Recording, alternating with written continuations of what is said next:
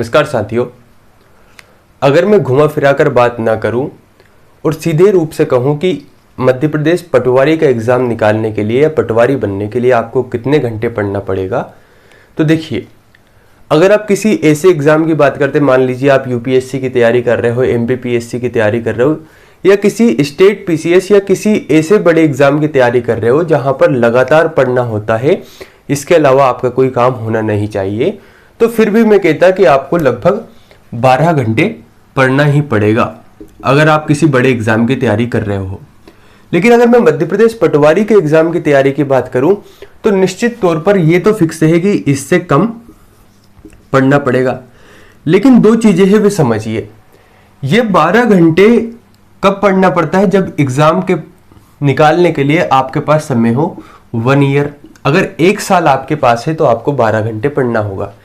लेकिन मैं कहूं कि अगर आपके पास 2 साल है, 2 ईयर है, तो अब आपको कितना पढ़ना पड़ेगा? तो आप कहेंगे कि सर अगर मैं 12 घंटे से कम भी पढ़ूंगा तो मेरा एग्जाम निकल जाएगा।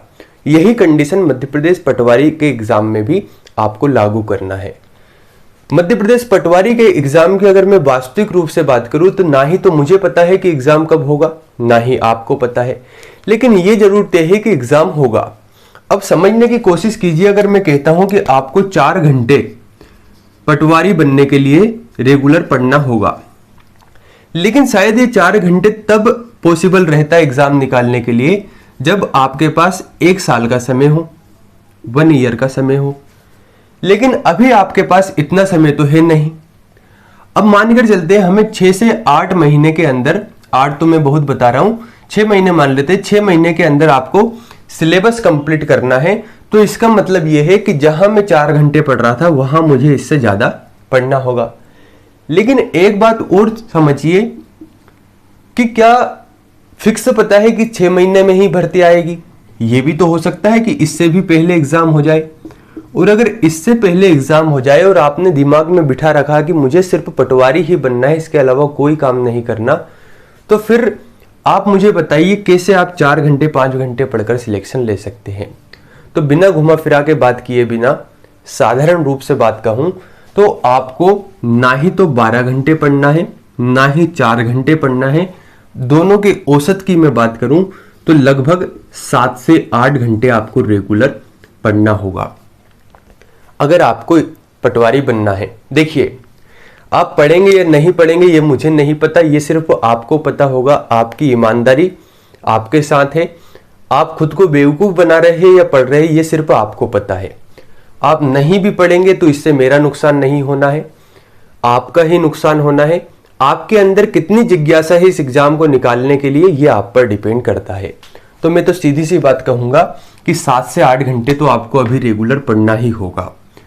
अगर आपके पास समय ज्यादा बचता है, आपको लगता है कि आप सिर्फ स्टूडेंट है, इसके अलावा आपका कोई भी काम नहीं है, तो आपको ये थोड़ा सा बढ़ा भी देना चाहिए, क्योंकि आपको ही पता है कंपटीशन किस लेवल का है।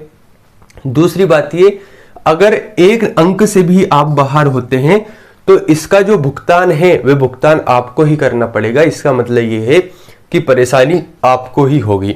मौका अगर एक बार निकल गया, कभी कभी क्या होता है ना कि जब समय रहता है समय के साथ मौका नहीं आता, लेकिन जब समय के साथ मौका आता है तो हमें पूरे जी जान से जुट जाना चाहिए। ये वही समय है, समय भी है, मौका भी है, बस हमें हमारा 100% देना है।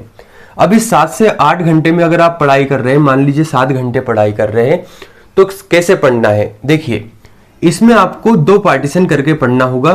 5 घंटे तो आप रेगुलर कुछ नया पढ़िए और 2 घंटे इसका रिविजन कीजिए।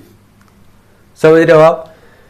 एक कहावत है, आपने पहले सुनी होगी कि आगे पाठ पीछे सपाट, यानी आप चीजों को पढ़ते जाइए, अगर उससे रिवीजन नहीं कर रहे तो पीछे की जो चीजें है, पहले जो आपने पढ़ा हुआ है, वे सभी डिलीट हो चुकी होगी, आपकी मेमोरी में कुछ भी नहीं मिलेगा। इसलिए अगर आप 7 घंटे पढ़ रहे हैं तो कोशिश कीजिए कि कम से कम 1.5 से 2 घंटे तो आपको रिवीजन करना ही है। इसके साथ ही सप्ताह में 1 दिन ऐसा होना चाहिए जब आपको रिवाइज करना है, और मंथ के एंड में लास्ट के 2 से 3 दिन ऐसे देख लीजिए जिसमें पूरे मंथ का आपको रिवाइज करना है।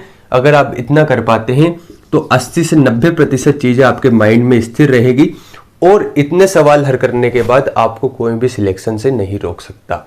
धन्यवाद।